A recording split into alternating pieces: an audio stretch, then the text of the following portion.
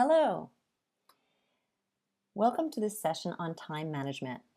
How do we manage our lives in a world of unknowns and information overload? Today I'm going to share some tips of the trade that I use to manage my time. At the end of the video, I encourage you to add comments to tell me what worked for you and what didn't. Let's get started. Today's session, time management. First thing, if you're in my classes, you know I'm a huge Google fan. So I encourage you to set up a Google account. How? Well, ask Google. How to create a Google account, right there. Those steps will tell you how to create a Google account. If you're in my classes, you already have a Google account. So let's go on. Once you're in your Google account, you'll see your picture on the far right on a desktop view. If you haven't uploaded your picture, you'll probably see your first initial of your email address or however you connect it. To the left of that, on a desktop view, you'll see these little domino shapes. It's your apps. It's all the Google apps. So when you click on it, you can click on Google Calendar. Mine is already open, so I'll take you there. Here's an example of a typical week for me. Could appear a little overwhelming, but that's okay. I'm going to show you how to break it down so we know how to manage each day and not become overwhelmed with it. If you notice, when you create a Google Calendar, all you have to do is click in it and type your event, whatever it might be.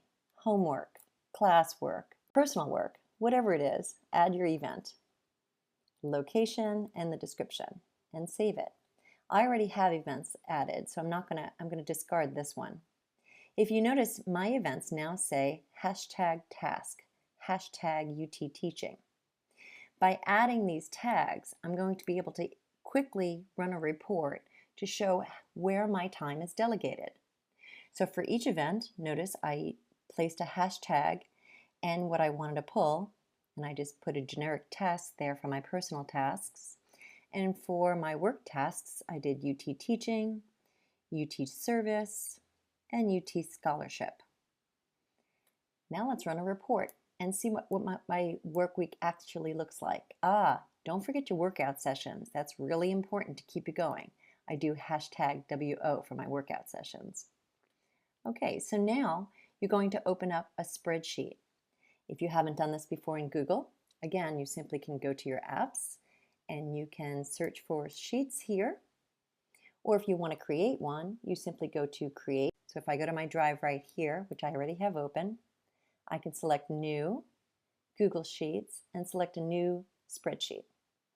But I have one open, so I'm going to go right to it, and I'm going to take you to a blank version. And the next thing I did is went to Add-ons, and I selected. Now these apps are outside sources, so it's up to you whether or not you're going to load them. Get Add-ons, and when you go to Add-ons, you type in Timesheets.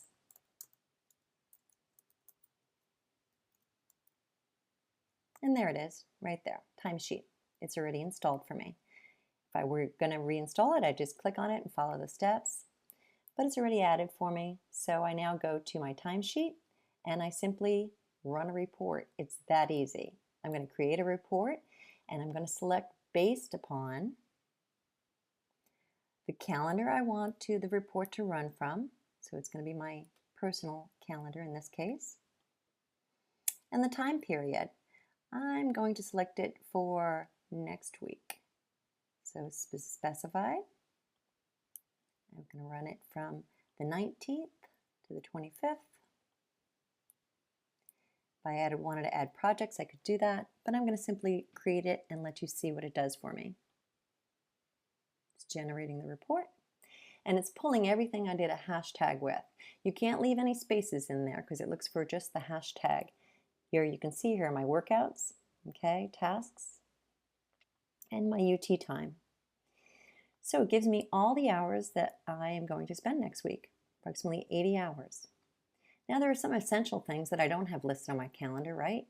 Like sleeping and eating and personal hygiene. But all the other things I can see exactly where and how I'm allocating my time very quickly. I can do this in the past or in the future. Because it's a spreadsheet, I simply added a little bit to it. So this was already run, and I added some information. So I added this column to see my totals. What's my personal work? What's my personal commitment? What's my work commitment? Make sure that I'm meeting my responsibilities. And then I go down and see I have to add essentials, right? So I need sleep time, 8 hours times 7 days a week approximately, eating and hygiene time. If we're in traveling time, we're going to be traveling at least an hour a day or so. How many hours are left for the rest of the week? Okay, there's 168 hours in a week. So simply I just calculated this less all the rest, right? So that gives me my management of time. I see right here the hours that I have left for the week, approximately just a little less than 4. A good rule of thumb is to keep a couple hours each day available to you for when interruptions happen. That was one of the best tips I ever got for managing my time. So make certain you have some time left in each day for managing your time. And here I see if I only have 4 hours extra each week, I probably could do a better job improving upon that. So that gives you an idea of how am I managing my time.